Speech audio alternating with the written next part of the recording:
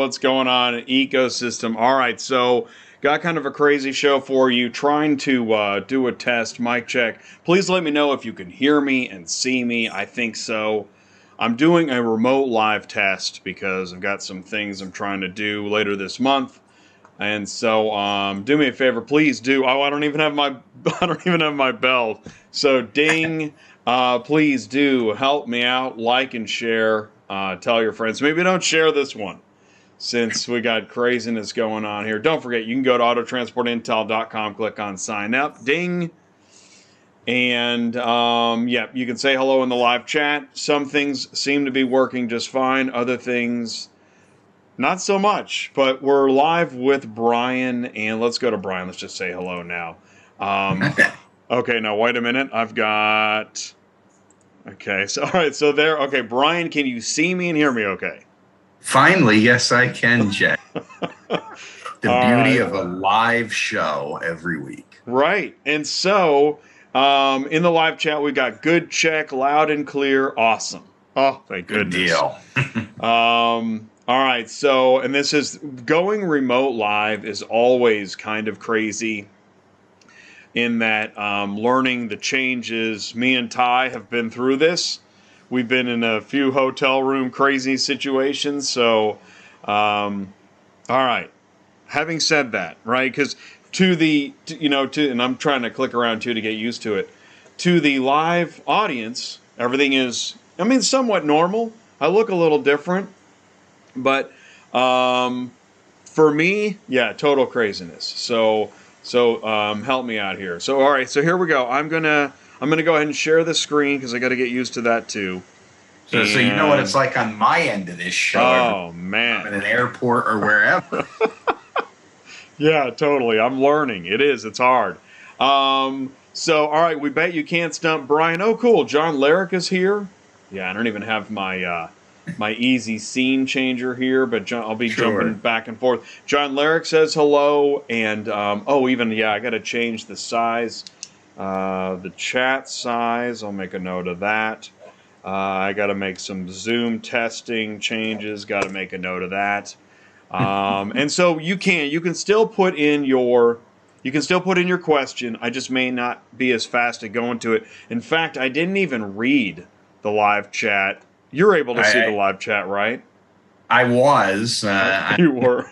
David has a question already at the top of it. All right, cool. Let's do that. Let's go to David's question, since we bet you can't stump Brian Riker. All right, so, hey, what are the stats of new trucking companies starting out? What's typical for a car hauler business to last? That's a good question.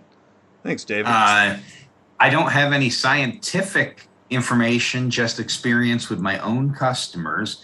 But unfortunately, 7 out of 10 of my customers wash out within the first year, and they don't make the renewal for their insurance. And if we extend it out to when I would need to file their biennial update, so 24 months from when they start their business, we have probably 50% of that 30% left. So to answer Dave's question,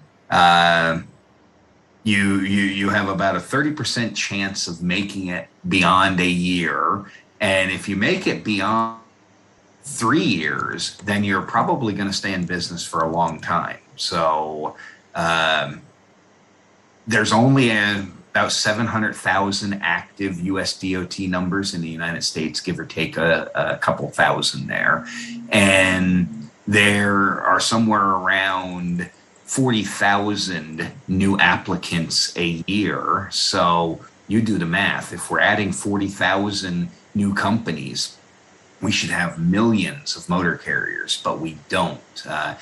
Now, I could look the stat up, but I can't get into that part of my computer. But FMCSA does publish, they call it the pocketbook guide to statistics, and it will tell you how many current active motor carriers there are, operating authority, commercial vehicles. This is part of the data they're collecting too with that VIAS study, the vehicle use and inventory study that is going on for the next 9 months.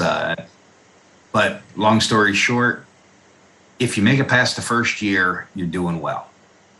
And no, you shouldn't just hang it up right now to answer your second or third part of that question. You just have to adjust your business, adjust your rates, and you might have to take some work that you previously had turned down because we're in a survival mode for a lot of people. You know, we had an interesting show last night with some dealers, and the way they were talking about business really got my attention. I know it's a different line of business. Carriers and dealers. I mean, they're both touching cars, but they're doing very different things in the way they think about and manage their business and busyness. But the way they look at everything so scientifically really made me think about, you know, are we looking at auto transport scientifically on average? No.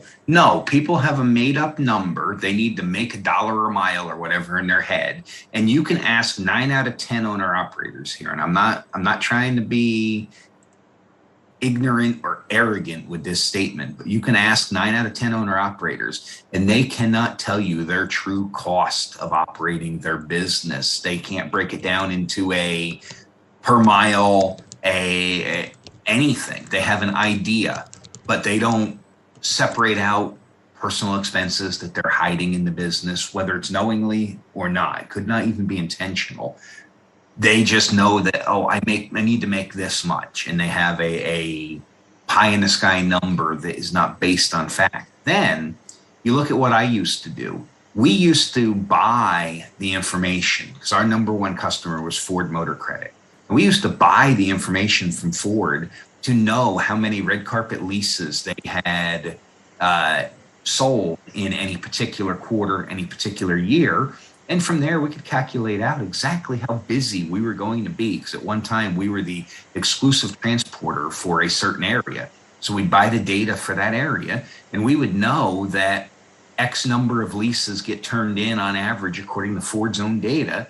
And the lease terms are 36 months or whatever that they sold this year. And we could predict with fairly reasonable accuracy what our volume was going to be 3 years from today, so that we knew we could plan. It takes a year to get a brand new truck right now. You're not doing anything quickly. But back then, it used to take about 4 months to get a new truck. We could plan that, all right, we know our volume is going to increase by 15% next year. Let's start ordering trucks. Let's find drivers, whatever. But very few people do that. The ones that do that and don't just say, oh, I got some money left over, let me hang some chicken lights on my truck, or, oh, I got money left over, I can go on a vacation now. But if you plan these expenses, plan the whole life cycle of your truck, your employee, because we know employees don't stay forever either, and your customers don't stay forever. You bid on stuff sometimes, if you have your own customers, you bid on stuff sometimes on a 1 year or 3 year contract or cycle. You can have a pretty good idea whether that's going to renew or not, and so plan for it. So yes, you're absolutely right, Jay. We need to use the scientific method. This is why companies like Carvana were able to pay cash for ADESA when they bought it, is because they plan every little detail. That's why they can pay what appears to be incredibly stupid prices on vehicles because their computer buys them automatically, yet they can turn around and make a profit on them. It's all in the planning. And to keep this tied into DOT safety, that's all in the planning too. You have to plan for vehicle maintenance, driver training. You have to plan for a certain amount of mishaps from your drivers. And you have to look at your data. You should be looking at your safety score monthly, A, to make sure there's no incorrect data on there, B, to say, oh, here's a trend. And before you get into the intervention threshold, let me figure out how to address this. And my best customers, they call me up and say, hey, I think I see a trend. What do you see? I discuss it with them. We have one of them too. We have a couple of my customers in the audience today, and we discuss these things regularly. Oh, sorry to cut you off. Yes, well, that's what's interesting is that, and so Silvermint chimed in as well. And let's go back to this gallery view. Silvermint was chiming in the live chat, and I just want to read that and then keep it, because I think this is a really big deal. Every carrier has a different number. Why should I settle for what someone else wants to dictate? I totally agree. In fact, that goes more to the point that every carrier should conduct, and maybe there's no software for it or it just hasn't been talked about, but the level of calculation in internal expenses, revenue, how routes are doing, what cars are doing well, what season. I mean, the dealer looks at all this stuff constantly. Mm-hmm. And I even pointed out, and maybe this is one of the reasons why, but I don't know, chicken or the egg here, when dealers are dealing with transporters, I mean, they think they have a number in mind, but there's just this real rough haggling. Whereas when it comes to the dealer selling to car buyers, they know exactly what they're looking for, when, what other vehicles are available, and there's just this whole science to it. I know it seems a little crazy, but it was really eye-opening. Well, you're absolutely right. And the data isn't here because carriers don't readily share this data. Dealers, it's real easy. They just get the sale transaction reports from the big auction houses, and they know what vehicles are selling for what on the wholesale end, and they track their customers. They all have good CRMs, customer relationship management tools. So they track their customers. They know what their customers' trends are, and they can predict out that Tom and Sally, they buy a new vehicle every 2 years, but Bob and Sue, they hold that car 6 or 7 years, and they can predict when they're going to have customers come back in. We, because we're all over the place and we haven't even agreed on an industry standard model of what should and should not be considered in your price point, we can't even agree on a standard price point that per mile or per unit, or when you're dealing with large scale transportation, purchasing a lane and agreeing to do X amount of volume in that lane, unknown what the actual volume is going to be, but up to X amount for a fixed price. We don't even have standards in the industry for that. And since there are very few publicly traded car haul companies, and they're starting to gather this data through broker boards, that's where the brokers are making, or the load boards are making money off you on the back end, is selling this anonymous data to people that are interested in it. But quite frankly, because we don't know our own numbers, the dealers can bully us into taking what they want. And the only way you're going to address that is to simply say no. Because remember, you, the carrier, not the broker, not the dealer, you, the carrier, control the rate that your truck will work for. If you take a substandard rate, that's not on anybody else, that's on you. And I know we need to survive, but still, it's on you, nobody else, that you accepted that rate. That's why personally, I don't give a crap what type of spread a broker makes on the deal for handling it. I just care that the rate that goes into my pocket meets my expectation for my operating cost plus X amount for my reasonable profit. And I know this is harsh. I'm going to get some hate mail over it, but really it's the way it is. And that's why it is so rough negotiating with dealers. That's why some of your big brokerage houses, they know what type of spread they have. They know what that lane is doing. If we were hauling freight where the numbers are tracked more readily, we can look at lane rate averages and have a pretty good idea what a lane should pay based on historical performance, 52 months or even 60 months in the past, and project that into the future. We should have that data available for cars, but carriers don't want to report this information back to any type of central collection area. And because we have so many independents in the auto transport world, we just don't have that data available. It's not like the freight world where there's a half a dozen companies that control 100,000 trucks, so we can get some pretty good data. Well, and even if we can't get the data, because I was thinking about the software too, like we are so focused on booking a load, picking up and delivering a load, and then the invoicing, and then going into the next load. What about all the metrics after the load? It doesn't seem, I know it's been talked about, and I know there's different software that will help you look at it, but I don't think it's a main area of focus. And if you've been in business 2 years, you've got 2 years of your own data that you should be able to diagnose, and without it, there should be a software that helps you diagnose it in a more meaningful manner. Does anybody do it? And here's the thing is, okay, dealers are doing it, brokers are doing it. You know, brokers are looking at their own data. Mm-hmm. And so why aren't carriers looking at their own data to make decisions about the next load? And the carriers that are, I'm assuming, are the bigger businesses that subhaul owner-operators into other businesses. But we're talking about the owner-operator who's at the highest risk of getting the revenue wrong.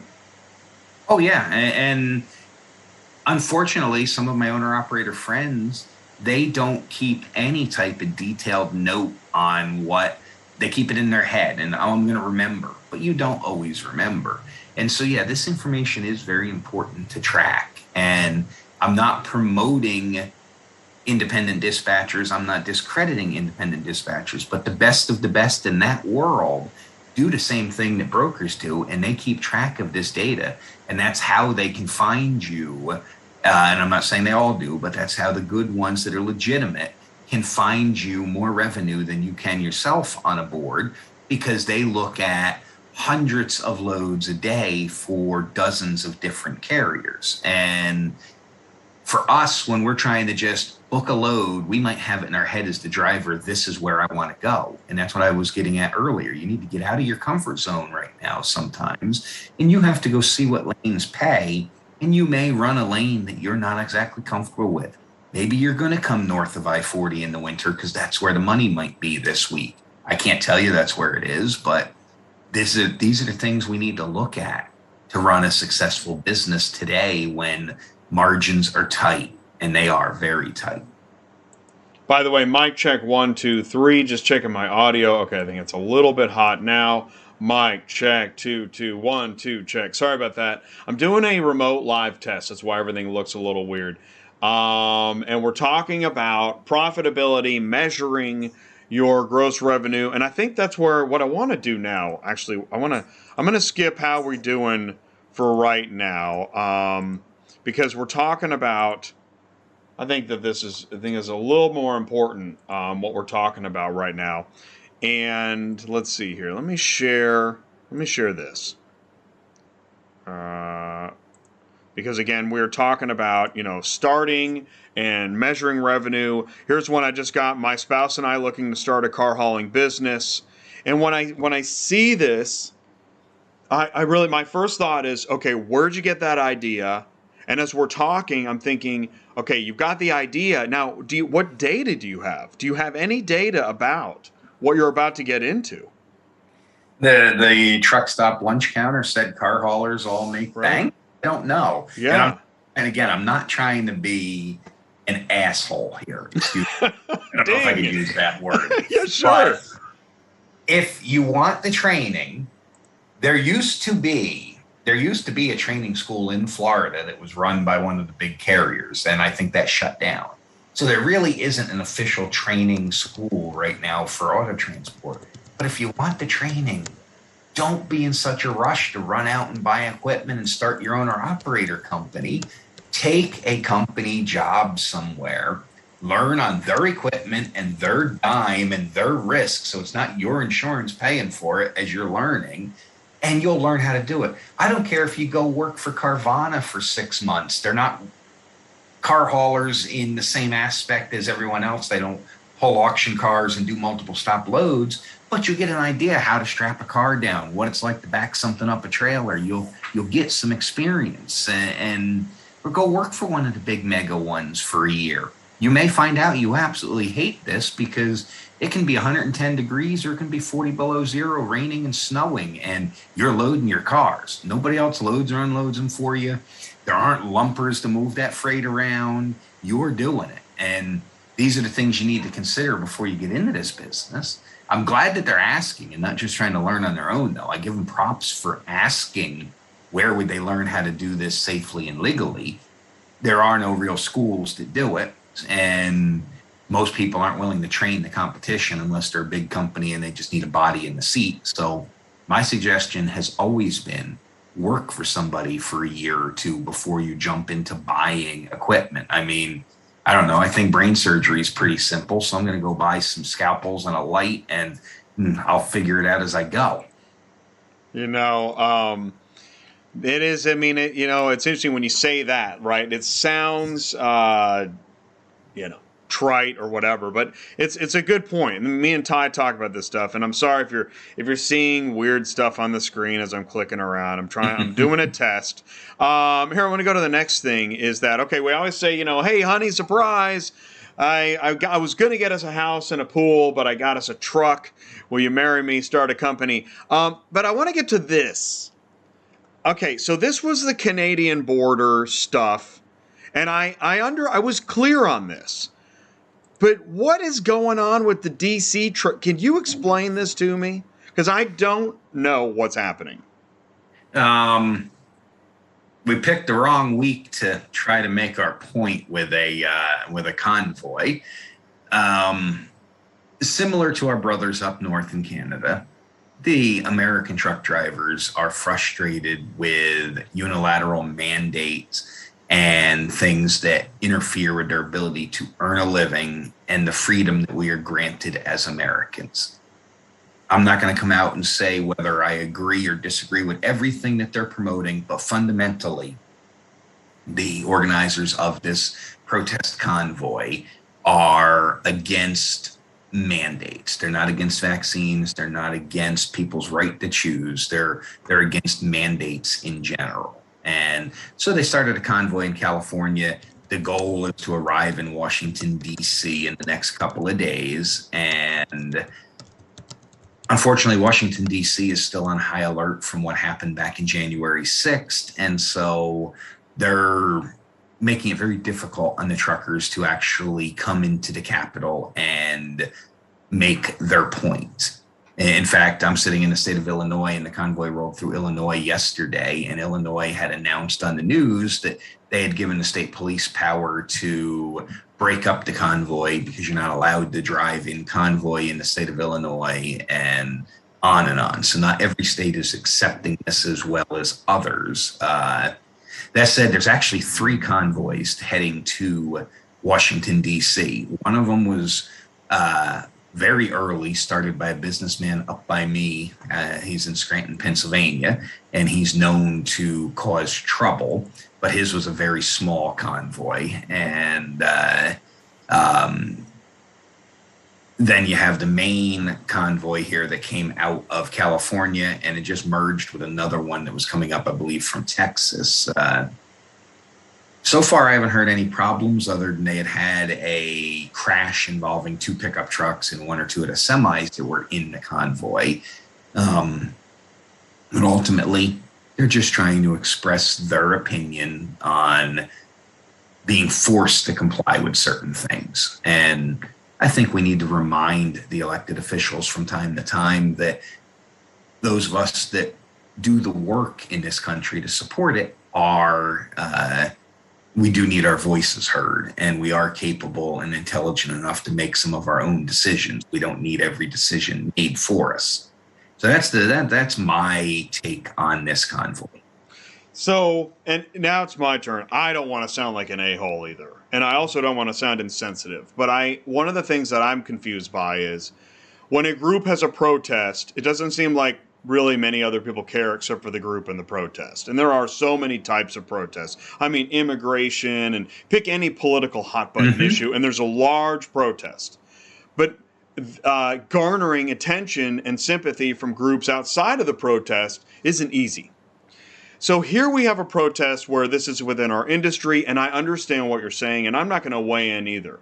But when it comes to, I agree that, I've always agreed that political office, it's a good thing we have term limits, because otherwise we'll get Vladimir Putin, all right? But the thing is, when no matter what your political party is, your hate for the other political party shouldn't override your common senses. What I'm getting at is, we know that one of the political parties is actually favoring Putin just because it goes against the other guy. It doesn't make any sense. And I will say this, I was watching some Russian state propaganda. I found it, okay? I found some, because I was like, what are they seeing? Oh my God, it's going to scare you. They're seeing basically what our local propaganda is saying, just insert different word. So, the Russian nativists hate the Ukrainian nativists just as American nativists hate other nativists. And it's really scary how similar it is. So when I look at the trucking convoy and I was watching some of the videos and waving flags and honking, I don't exactly know what everybody's doing. I know they're there and I know they're upset, but I don't know what, if anything, is getting accomplished. I'm not going to say don't do it, but I just don't. I've said this before. I've never had any time to be in any protest. I'm so busy just trying to build a business. Not once have I ever been outside all day long waving a flag and honking the horn because I just don't have time. Well, I don't understand it. I'll agree with you, and I'll caution anyone that wants to join the protest. It is 100% your right. I support you exercising your rights. More of us need to exercise our rights, but understand there are risks. Some of the Canadian vehicles were seized and the operators will not get them back. It is the end of the line for them and their business. Operating authorities have been revoked in Canada. And don't think for 1 minute that that cannot happen here in the United States either. If they deem you're doing something unlawful, then they can move to seize your vehicles. They can move to seize your authority, your bank accounts. Bank accounts were frozen in Canada. In fact, this cost a Sirius XM radio host his show. They canceled Kevin Rutherford's Trucking Business and Beyond show, Sirius XM did, because of comments he made in response to comments made by was either a senator or a representative about the convoy, and that maybe they should just seize these trucks and give them to other small businessmen that want to be cooperative and start a trucking company. Now, Kevin may or may not have stepped over the line because his comments seem to incite physical harm against this congressman. But bottom line is there is consequence for participating in these events. So just make sure that you're prepared to pay the price. And for those of you that are, well, thank you for standing up for what you believe in. Honestly, I don't know if these events are accomplishing anything either, other than further dividing the public opinion between truck driver and other roadway user. Because when we start impeding traffic and getting in their way, they don't care about our cause. All they care about is we're making them 10 minutes late for work or dinner or their daughter's dance recital. So how we present our message is probably more important than what our message actually is. And that's for any time that you are negotiating for something. Because honestly, the protests in Canada did absolutely nothing except galvanize some super patriots and galvanize, they got a little bit of public support for the truckers' cause, but they did zero to change the administration's view on vaccine mandates. And it made the administration use words calling truck drivers criminals. These were unlawful protests. We were terrorists. And that is not helpful to the overall public image and cause of bettering the trucking industry. And so, unfortunately, that protest in Canada did not end with anything positive coming out of it. And I'm afraid that that might end up being the end result of this one here in the U.S. as well. Not to mention the timing. Yeah, I mean, wow. Talk about bad luck with timing. This is not the week. Yeah, you're not getting the media coverage that you would want over it because there's something a little more important going on over in Ukraine. And you can't control that. But I think you said something really important. There's a couple things I want to say. Is I did read also that there were protesters in Canada that then suffered consequences they had not foreseen. I have known for decades that, I mean, when you talk about government regulation, we're always headed in what could be considered the wrong direction. And also everyone will quote scripture and verse or rules that you have to follow, but don't like some of the rules that you have to follow. I get it. I'm on board with all that. And I'm definitely into freedom, liberty, etc. Absolutely. But what a mess. And that's the thing too. By inconveniencing other people, especially on the road, not a great way to get your message and sympathy to another group, because the road is one of the last places people want to be dealing with any. The moment I see unexpected traffic, I immediately go red line, right? Who doesn't? Yes, and we could still convoy and get the message across without impeding traffic. The people that need to be impeded are, we need to make the legislators realize there's a problem. So if you limit your inconvenience to the people that are actually causing the problem, then that is an effective means of protest. Now, the good news is I have seen a lot of regular Americans and regular Canadians that are not truck drivers join in support of the message. And if we can get people to support the message, it becomes important. And so picking the right spokesperson and articulating the right message is incredibly important. But since this is a DOT compliance show, I really can only speak to this negatively on the regulatory portion. Remember, the rules still apply. And if they decide they want to shut you down, they will find various DOT regulations designed to shut you down. Because even though we can use personal conveyance unlimited, they may deem that you're fatigued if they watched you drove too far, or they'll find little nitpicky things with your permits, or you won't have the permit to peacefully assemble when you get to your destination. And then you're using the vehicles in furtherance of a crime, and then they can attach your vehicle, attach your operating authority. Your customers may decide not to do business with you. Nobody wants to see their name plastered all over the evening news. So remember, people that disagree with you still have the right to vote with their money and cancel your lease, stop allowing you access to their brokerage, stop allowing you access to their loads. And these are risks that I salute people that are willing to take, but I just want to make sure people understand the risk. Well, you made a really good point. We're going to leave here in a few minutes, but you made a really good point that because I think a lot of the protesters are using their commercial motor vehicles as their protest parade unit. And right there, you're now mixing, which we already know, if you're going to go to the lake with the family, don't take your commercial motor vehicle. It's so you're going way beyond that, idea. Right? And now with cameras and drones, etc., suddenly you made me think, okay, yeah, so now my commercial motor vehicle is on 10 different live feeds. And if they go later and put it together, all right, what if somebody says, yes, give me footage of all the commercial motor vehicles that were blocking traffic on Pennsylvania Avenue? That could be easily done. Well, yeah, and what will happen is some companies will disagree with our right to protest, or they vehemently oppose lifting vaccine mandates or anything like that, and they will choose to investigate this and not do business with certain people. But where you really get in trouble is when you're leased on to somebody else. I'm pretty sure that a company like Landstar or Admiral's Merchant or one of them is not going to want to see their very recognizable logo emblazoned across the television screen.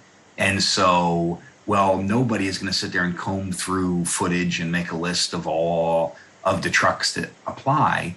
The wrong person sees the wrong clip at the wrong time, and they come after you personally to cancel your lease or whatever. And I'm not saying don't stand up for yourself. This country needs more of that. This world needs more of that. Just be aware there may be consequence. Well, and I appreciate that. I want to, second the notion there that, yeah, I definitely agree. I mean, I think we're outspoken. To some people, this show goes too far. To some people, it doesn't go far enough.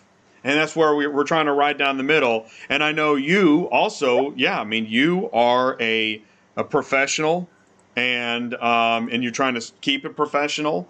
And I mean, I think we're really trying to do that. And I honestly, Brian, I didn't know we were going to get into all this, but I think that what we just discussed is an interesting take on what you may haven't considered if you get involved in the convoy. Well, that's where I wanted to go with it. I don't want to tell you do or don't. I just want you to understand there may be consequences to your actions and think about what they are. And I lean more conservative, not completely, but I lean more conservative. And I am a patriotic American. And my in-laws are first generation immigrants to the country. My wife's mother is, and she is a proud flag waving American and supports this country and the freedoms we have here. They came here to escape Germany right after the war. And so they're very appreciative. And I am too very appreciative of what we have here. And fortunately for us, our laws are slightly different than what they were up in Canada. It was so much easier for the Canadian government to seize operating authorities and seize trucks. It's a little more difficult here in the US, but it's not impossible. Well, and it seems like it's gotten real muddy. What does it mean to be American? What does American freedom mean? Gosh, there's a book right there. There's about 100 books right there. And so I don't know, man. I don't know what to say. But honestly, Brian, thank you so much for today's testing this morning. And then also for what I consider to be an amazing conversation that I didn't know exactly that we were going to have this. So thank you so much. I really do appreciate it. You're welcome. Yeah, we did get a little off of what it was good show is, but I think it was a good conversation. Yes. Well, it's relevant. We don't really do this very often. We usually stick on topic. And when you look at the news, that's another thing. I was watching like shows that regularly are on their track, whatever that is. What's happened in the last week with Ukraine, again, is one of those things that everybody kind of leans in towards this incredibly important story. And and that's going to have major ramifications on transportation here in the United States. Landstar decided they're going to shut down their Ukraine brokerage arm, which is going to cost them $100 million in lost revenue. We can expect fuel prices to spike. You haven't seen anything yet for fuel prices. And with the disruption in Europe, we can probably expect to increase supply chain disruptions all around. So it's hard to get now. Motor oil is hard to get now. Wait until the world stops purchasing Russian oil and there's even less crude to make motor fuels and lubricating oils and plastics and everything else. So let's just all hope that this comes to a fast resolution and doesn't drag on. Otherwise, we're going to have a ride like we have not seen in our lifetimes. Thank you so much, Brian. Really do appreciate it. Everybody that jumped in the live chat, and I think that I speak on behalf of Brian and I. We really do hope that what we said today isn't mixed up with what we're trying to accomplish. Meaning, anything political is so hard to talk about today. I hope it doesn't get harder in the future. If politics continues to get this touchy, people won't even be able to speak to each other anymore. Mm-hmm. It made my job as a lobbyist for a couple of trade associations as the lobbyist representative. It's made my job extremely difficult in the last several years, and it's just getting worse. And we need to do something about it. And I don't know what it is. Well, we need to be able to talk about something. We need to at least be able to say words without people attacking each other. Right. We're all entitled to our own opinion. That's called freedom of speech. We all believe in freedom of speech, right? It should not result in canceling somebody because we said something that you don't disagree with. And isn't that earn the channel? Well, I'll tell you, and this is the problem. And cancel culture, I've seen it on both sides. I would love everybody to at least admit there's cancel culture on both sides, all sides. I don't know. Oh, absolutely. Right? Oh, but we can't even agree on that. All right, man. Listen, I thank you so much, Brian. I thank everybody in the live chat. Thanks for joining us. Thanks for being patient. Please stay tuned with us. We'll be live every Wednesday. Oh, by the way, I guess this doesn't affect you. Next weekend is NADA. That will not affect this show. So we're on for the 9th. We're also on for the 16th. But the 23rd, I will be live at Car Conference in Vegas, which is what this all this remote testing business is about, which I'm probably going to keep doing on Wednesdays until the conference because I need the practice. Okay. So I'll be your thanks, guinea everybody. pig. Yes, thank you. Well, you won't be the only guinea pig, but yes, thank you, Brian. I appreciate it. Sounds good. Okay, everybody All right. out there. Take care. Thank you so much for tuning in. Thanks for watching ATI. Appreciate it. And a splash video. Here we go. See ya.